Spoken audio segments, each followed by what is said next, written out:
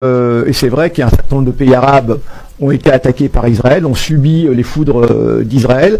Et des gens avaient parlé de l'Algérie, quid des relations entre l'Algérie et Israël. Alors effectivement, l'Algérie a toujours eu une position tiers-mondiste et extrêmement bienveillante à la cause palestinienne. Et comme Israël, eh bien, s'était mis en tête d'attaquer tous les pays qui soutenaient ouvertement les Palestiniens et de façon concrète, eh bien, on s'était posé la question de savoir si la même chose avait eu lieu entre Israël et l'Algérie. Et oui, ça a eu lieu. En tout cas, une volonté israélienne d'attaquer l'Algérie.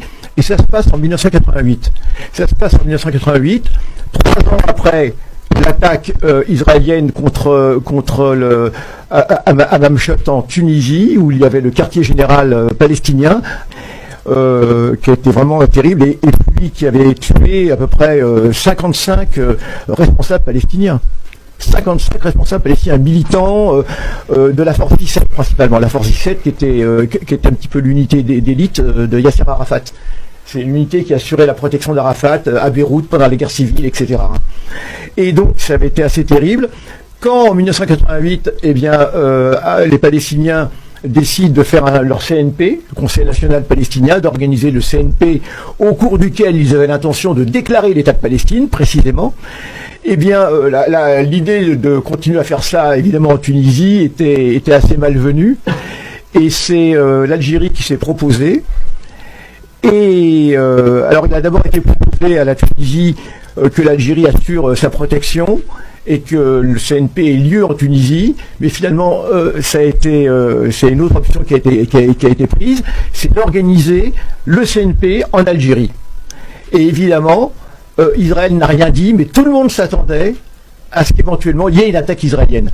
Alors qu'Israël s'est bien gardé de faire la moindre déclaration. Et dans l'éventualité, eh bien, tout un arsenal a été mis en place, donc on va voir un petit peu.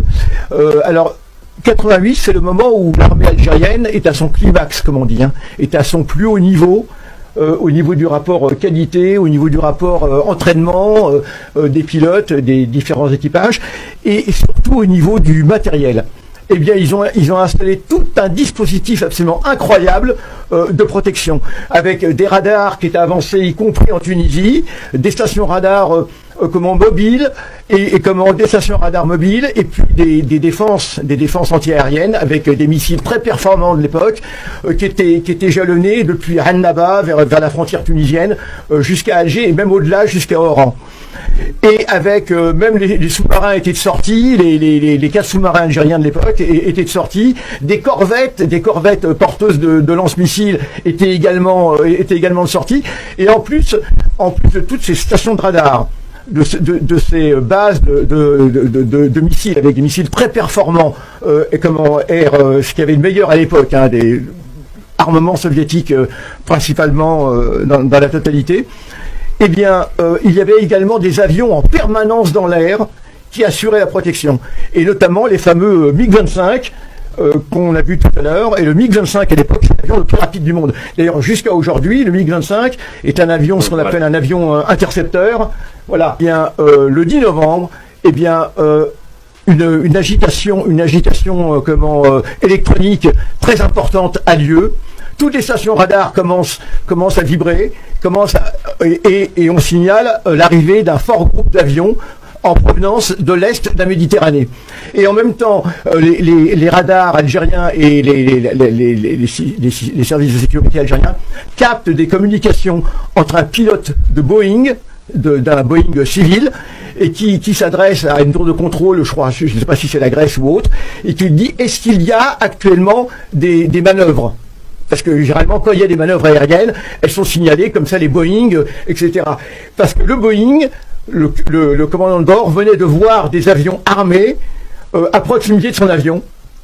Et ça, c'est une tactique qui a été utilisée encore l'autre jour contre la Syrie. Israël se sert de vols commerciaux pour se camoufler électroniquement.